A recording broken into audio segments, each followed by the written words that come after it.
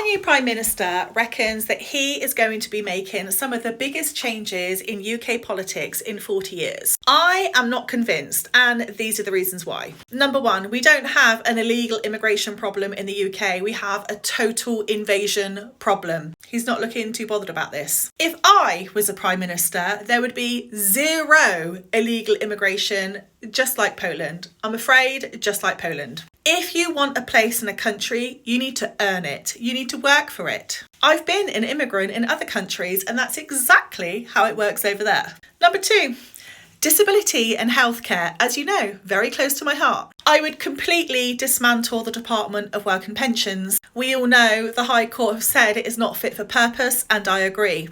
I would also stop civil servants from working in the same department every 3 years, so that would stop the millions of pounds of theft and fraud that is undergone in the Department of Work and Pensions by their own staff. If you don't believe me, see my recent video about that. Number three, I would change our justice system. That would mean anybody could bring a case to court if they do not have the financial means to pay for proper representation. The reason for that is that I truly believe access to justice should be accessible to all. It isn't. There's a great big block in the road and it's called the banknote.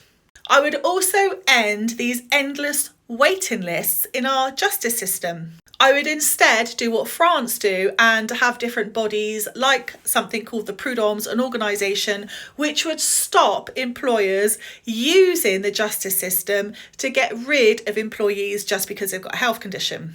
I would also remove PIP assessors. If your doctor says you have a disability, I would make the burden of proof of assessment be on a qualified medical doctor, not an assessor that is being paid a financial incentive to make sure that you're not successful with your PIP.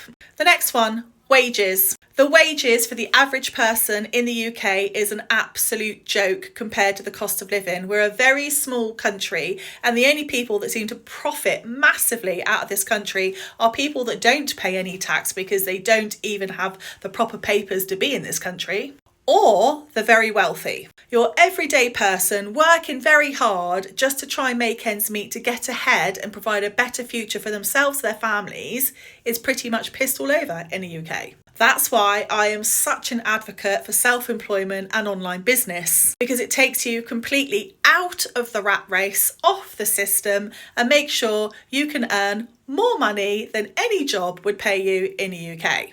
Healthcare. In most European countries, you have to pay for your healthcare, even if you're working. In the UK, if you're working, you should pay 70% of your healthcare. The rest should be topped up by health insurance, which you'd be able to pay because they've raised the income and the salaries in the UK. If you have no papers, you have no national insurance number, you should not be given free healthcare. That would also stop a huge amount of the illegal immigration. Because let's face it, illegal immigration only happens in the UK because they know they're going to get free housing, free health, and free welfare. Take all of that away, you wouldn't have any illegal immigration, or it would mostly be in the minority. And lastly, things like PIP should be means tested. I think if people have a health condition or a disability, they should get PIP. If their condition is a real disability, i.e. longer than 12 months. Where the means tested part should come in is this. If someone's health condition means that they need lots of different equipment and extra support and other medical things, they should get paid a lot more than the top whack of PIP. Not everybody is going to need all of PIP, but people that have very serious conditions, the top whack of PIP doesn't even touch what they need.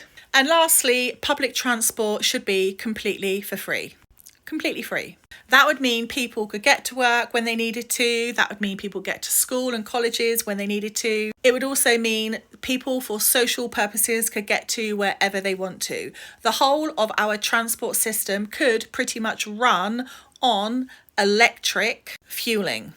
And very lastly, we need to bring back in the apprenticeships for all trades. Young people today need to know when they finish school or go to college that there is going to be another layer for those that don't want to go to university, or perhaps, it's just not for them, can get properly qualified in lots of other different trades or vocations that they want to be in. The UK government took all of that layer away when they made schools and colleges private companies. That meant that those places could spend the money how they wanted to. And as we can see, it wasn't on the students.